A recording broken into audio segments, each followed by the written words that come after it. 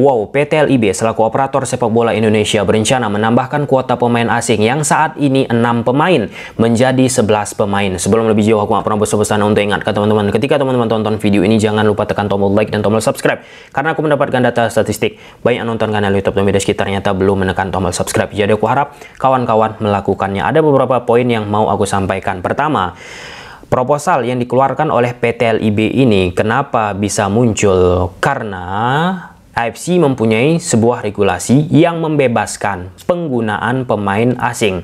Apa alasan AFC membebaskan penggunaan pemain asing? Diharapkan oleh AFC di turnamen mereka secara daya tarik lebih oke daripada sebelumnya. Kemudian kedua, dari sisi kompetitif permainan di atas lapangan bisa lebih baik lagi. Dengan regulasi yang dikeluarkan oleh AFC, banyak operator sepak bola ataupun operator liga di kawasan Asia sudah mulai melihat situasi tersebut. Salah satunya tentu dari operator Liga Indonesia, yaitu PT LIB. PT LIB pun secara tegas bilang, dengan mengadopsi ataupun melihatlah ya AFC regulasi pembebasan penggunaan pemain asing, diharapkan kita pun bisa menciptakan kompetitif permainan yang oke di atas lapangan dan bisa bersaing di level yang lebih tinggi. Di level yang lebih tinggi apa? Yaitu di level Asia. Karena pada akhirnya ketika ada juara dari Liga 1 Indonesia, mereka akan bertempur di level Asia. Nah, di negara tetangga Malaysia, kawan-kawan, mereka sampai saat kita memposting video ini mempunyai regulasi penggunaan pemain asing sebanyak 10 pemain. Tapi 10 pemain tersebut tidak langsung dimainkan 10-10-nya. Hanya boleh bermain di atas lapangan ataupun di satu pertandingan, kawan-kawan, yaitu 6 pemain asing. Dan ini secara spesifik harus kita ketahui, operator sepak bola Malaysia mengkhususkan klub-klub yang bertarung di level Asia boleh merekrut tambahan pemain asing. Tujuannya apa? Agar mereka pun bisa bersaing di level lebih tinggi. Enggak keseluruhan. Kita katakan saja seperti JDT, Terengganu, dan lain sebagainya. Dan itu diambil oleh klub-klub dari Liga Malaysia. Dan JDT, kawan-kawan, berdasarkan data yang aku himpun, tadi sudah kita sebut, regulasi Liga Malaysia 10 pemain asing boleh didaftarkan, sedangkan bermain di satu pertandingan itu ada 6. Kalau misalnya proposal dari PT LIB ini tadi, kawan-kawan, 11 pemain boleh didaftarkan di satu musim, hanya 8 bermain. Nah, JDT mereka punya lebih daripada pemain asing yang sesuai dengan regulasi Liga Malaysia. Kurang lebih ada 18 pemain asing yang mereka miliki, kawan-kawan. Sisa pemain asing tadi apa? Nah, hanya boleh bermain ataupun mereka daftarkan untuk bisa dipakai di Liga Champions Elite, kasta tertinggi tadi. Dan pada akhirnya, ya, itu salah satu cara mereka untuk membantu, untuk bisa memepet gap dari pesaing-pesaing yang mereka miliki, kawan-kawan. Tinggal, ya, JDT ini ya perlu terus nih untuk mencoba di level AFC Cup. Mereka sudah menamatkan, sedangkan di level ya Liga Champions Elite ini agak struggle juga JDT, meskipun sudah berkali-kali mencoba mendatang ke pemain oke, mentok juga di babak 16 besar, kalah juga dengan segala fasilitas yang mereka miliki. Artinya apa, kawan-kawan? JDT pun dengan banyaknya pemain asing yang mereka miliki di level Asia, secara kualitas harus memang benar-benar pemain yang mampu mendongkrak. Bukan hanya kita bicara soal kuantitas, garis bawahi. Pemain asing, kita nggak hanya bisa bicara tentang seberapa banyak kuantitasnya, tetapi seberapa berkualitas pemain asing tersebut. Jadi, kembali untuk poin pertama, seperti yang disampaikan PT LIB, ya ini untuk kompetitif, untuk menaikkan kualitas, ya selaras lah ya, seperti yang dituangkan oleh AFC sendiri juga. Mereka ingin menaikkan ya kualitas, kompetitif, dan itu pasti mereka sampaikan kepada anggota-anggotanya, Indonesia, Malaysia, Thailand, Jepang, dan sebagainya. Lantas apa perbedaan ketika kita bicara AFC membebaskan penggunaan pemain asing ini di level turnamen mereka dengan klub-klub dari Jepang misalnya, Korea misalnya. Nah, Jepang, Korea menggunakan regulasi ini ataupun negara di kawasan Asia yang sudah oke ini pelan-pelan sepak bolanya, mereka pun bagus secara ekosistem pembinaan. Di bawah-bawahnya, akarnya kawan-kawan. Sembari menggunakan pemain asing, mereka juga ada menghasilkan pemain-pemain bertalenta. Nggak hanya tok mempercayakan terhadap pemain asing. Kita katakan saja seperti Al Hilal, Ulsan Hyundai, kemudian ya banyaklah lagi pemain klub-klub lainnya. Itu yang perlu kita lihat di ekosistem kita. Yang pembinaan, akar rumput, ini kan menjadi PR kita bersama. Aku nggak hanya bilang PR pihak tertentu, tapi PR kita bersama kawan-kawan. Kenapa PR kita bersama? Karena ketika kita sedang berproses melakukan pembinaan ataupun manajemen owner melakukan hal tersebut, kadang kita pun nggak sabar. Kita maunya instan, cepat terus berprestasi. Sedangkan kalau kita bicara pembinaan dari akar rumput, itu perlu waktu 10 tahun, 15 tahun. Nah, ketika pihak-pihak tertentu ingin instan, kemudian didesaklah manajemen pun pasti berpikiran, wah ini kalau misalnya kita terus-terusan melakukan pembinaan ini butuh waktu, mereka pun kena tekan kan, rawan untuk lengser. Artinya disitulah manajemen pun akhirnya ya mencari aman, kasar kayak gitu. Sebagian ya kawan-kawan mencari aman dengan mendatangkan pemain-pemain yang sudah high quality ataupun memang sudah matang. Oke, untuk case pertama, aku pikir ini menjadi poin krusial ya kawan-kawan.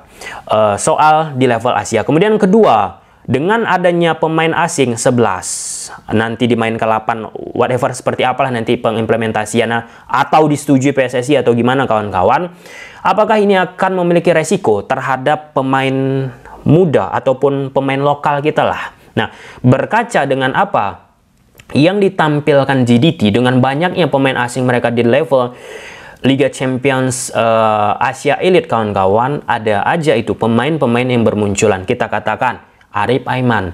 Arif Aiman ini kenapa bisa dia mengalahkan hegemoni pemain asing? Karena kualitas. Dari GDT mereka banyak datangkan pemain asing, ada aja itu pemain 1, 2 yang memang secara value, secara kualitas intelijensi permainan di atas lapangan memang bisa mengalahkan pemain asing.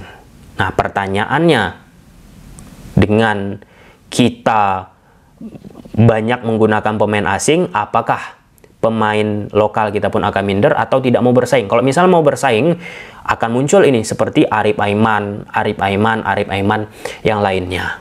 Ya, plus minus lah ya. Tentu dengan banyak pemain asing, pemain lokal kita hitung-hitungan mereka tidak mendapatkan yang namanya menit bermain. Oleh karena itu, penting bagi PSSI untuk mengadakan ada turnamen-turnamen lain seperti Piala Indonesia, ya Piala Presiden mungkin bisa dijadikan masuk ke kalender resmi atau gimana lah pengimplementasiannya. Untuk apa? Pemain-pemain lokal ataupun secara menit bermain tidak cukup bisa bermain mereka di level tersebut. Seperti di Liga Malaysia mereka banyak itu anak-anak turnamennya selain kompetisi. Sehingga pemain-pemain yang tidak dapat menit bermain ya diletaklah ataupun diberi kesempatan di sektor turnamen yang dimiliki di Liga Malaysia. Kemudian yang ketiga, tadi sudah aku katakan, PT LIB kan sebenarnya sudah membilang kawan-kawan kalau ini sedang juga diramu dengan menggunakan data statistik. Nggak hanya cuap-cuap. Tapi di momen tersebut, ketika sedang menunggu dari data statistik sampai dengan pekan terakhir kawan-kawan, PT LIB bilang sudah mengajukan proposal, tinggal dari PSSI nanti bagaimana. Itu pun sebenarnya cukup menarik ya kawan-kawan. Tapi pendekatan yang dilakukan oleh PT LIB dengan menggunakan data statistik juga, bukan hanya cuap-cuap, itu salah satu langkah yang apik lah ya. Ada sebuah keputusan diambil itu berdasarkan penilaian yang oke, penilaian objektif, bukan subjektif. Kalau subjektif seperti cuap-cuap tadi yang disampaikan oleh Pak Ferry Paulus. Tetapi ini ada objektifnya dari data statistik yang dimiliki oleh PT LIB. Nah, kalau kita berkaca dengan situasi sekarang ini, 8 pemain asing, 6 boleh bermain langsung di atas lapangan, kemudian 2 di bangku cadangkan. Ya, sebenarnya nggak semua pemain asing ujuk-ujuk langsung bisa mendapatkan kesempatan bermain. Tak sedikit mereka pun kalah dengan pemain lokal. Artinya apa? Nggak menutup kemungkinan lagi dan lagi kalau misalnya pemain lokal itu bagus, mereka akan mengisi starting line up pemain asing yang menjadi cadangan.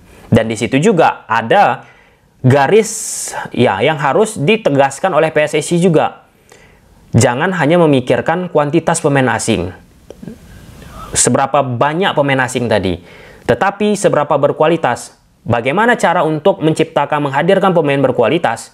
PT LIB mempunyai sebuah yang namanya regulasi. Regulasi pemain-pemain asing mana saja yang boleh bermain di Liga Indonesia. Nah, kan ada, kita ketahui masih boleh ini dari Liga 2, Liga 1, kasta kedua lah ya. Di sepak bola belahan dunia ini, dari negara mana nggak secara spesifik aku tahu, kawan-kawan nggak ingat aku, masih boleh itu bermain. Nah, harusnya itu udah mulai dieliminasi atau dituangkan sebuah regulasi, pernah ini pemain tersebut mempunyai caps bermain di timnasnya dan sebagainya. Itu salah satu cara untuk menyaring pemain yang berkualitas lah hadir ke Liga Indonesia. Bukan klub ketika sudah merekrut pemain tersebut malah dicadangkan. Kan sangat amat disayangkan. Nah, gitu kan. Logikanya kita merekrut pemain asing, harusnya pemain asing lah dimainkan. Ini masa dicadangkan, dimainkan pemain lokal. Nah, bagi PSSI tentu itu harus dicermati. Karena semakin banyak pemain asing, bukan tak mungkin lagi dan lagi menggerus. Kita mempunyai yang namanya striker oke, kemudian gelandang oke di sektor tengah, ataupun pemain belakang yang oke di sektor tengah. Tetapi apapun itu, kalau misalnya bisa fight, bisa bersaing, ya akan muncul juga seperti yang sudah aku katakan tadi, seperti di GDT kawan-kawan. Nah, kalau misalnya kita bicara dampak industri dari 11 pemain asing ini, ya jelas secara daya tarik pasti akan lebih menghebohkan lah ya, menghebohkan, kemudian akan bisa memunculkan diskursus pembicaraan luas, bukan hanya di Indonesia tetapi di luar Indonesia. Aku teringat ketika kita bicara level dari pemain asing yang didatangkan seperti Peter Odemwingie, Michael Essien, itu kan marquee player kawan-kawan, itu menghebohkan dunia. Secara value Liga Indonesia pun terangkat, terkenal di luar sana. Itu kan bagus. Ketika mereka pergi pun sudah nggak bermain di Liga Indonesia, beberapa kali mereka mention Liga Indonesia, ya jadi bahan pembicaraan lagi Liga Indonesia. Nah, kita sebut saja seperti Peter Odemwingie, striker yang dibeli Madura. Ini pemain berkualitas banget. Inilah kita bicara tadi, kualitas. Sampai sekarang, kalau kita bicara salah satu pemain asing terbaik yang dibeli, marquee player kawan-kawan, Peter Odemwingie. Itu gila permainannya. Gila kawan-kawan. Aku jujur sangat menikmati apa yang ditampilkan oleh Peter Odemwingie. Jadi kesimpulan aku kawan-kawan, kalau misalnya ini regulasi 11 pemain asing atau berapa pemain asing yang disetujui nantinya oleh PT LIB, memang atas asas agar bersaing klub-klub kita di level Asia, ya eloknya hybrid aja, mengapa tidak? Seperti yang dituangkan oleh Liga Malaysia. Liga Malaysia tetap menggunakan 10 pemain asing, boleh didaftarkan 6 bermain di atas lapangan. Tetapi klub-klub yang bermain di level Asia diberi kelonggaran untuk bisa menggunakan, beradaptasi dengan regulasi dari AFC. Oke, itu kan salah satu jalan tengah lah ya, untuk bisa menciptakan ya atmosfer menit bermain terhadap pemain-pemain lokal yang ditakuti. Nah, selagi pembinaan kita, kemudian akar rumput kita belum kuat. Kalau misalnya udah kuat, ya mungkin nggak apa-apa secara full menggunakan regulasi yang dimiliki oleh AFC. Nah, kemudian yang kedua, harus ini diperbaiki regulasi perekrutan pemain asing. Jangan dijadikan ini sebagai ya ajang asal merekrut pemain asing aja. Dan penting juga kawan-kawan, kalau kita bicara pemain asing ini kan tentu secara nominal rawan juga terhadap finansial yang dimiliki oleh klub. Dan konon kabarnya katanya lebih murah loh pemain asing daripada pemain lokal. Nah, apakah dengan semakin banyak didatangkan pemain asing ini bisa menekan cost dari dari klub kita untuk merekrut pemain lokal? Bisa saja. Tapi itu sebuah fakta yang sempat viral di beberapa waktu yang lalu. Well done, kita lihat bagaimana perkembangan yang yang akan terjadi terhadap keputusan dari PT LIB tersebut. Tetapi ya, sekali lagi PT LIB juga harus memahami bahwa seperti Persib Bandung, PSM Makassar, kemudian klub-klub kita bersaing di level Asia, selama ini kawan-kawan mereka butuh juga kelonggaran dari sisi jadwal. Itu yang sering diprotes Boyan Hodak, Bernardo Tavares.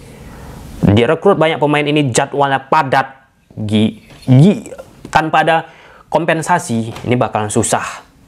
Kalau kita bicara di liga-liga tetangga, Vietnam, Malaysia, mereka di beberapa momen kalau itu memang krusial diberi kompensasi, toleransi jadwal yang lebih renggang. Itu salah satu untuk bisa membantu klub tersebut bersaing di level Asia, bukan hanya sekedar seberapa banyak pemain asing didatangkan. Sampai sini aja, bye.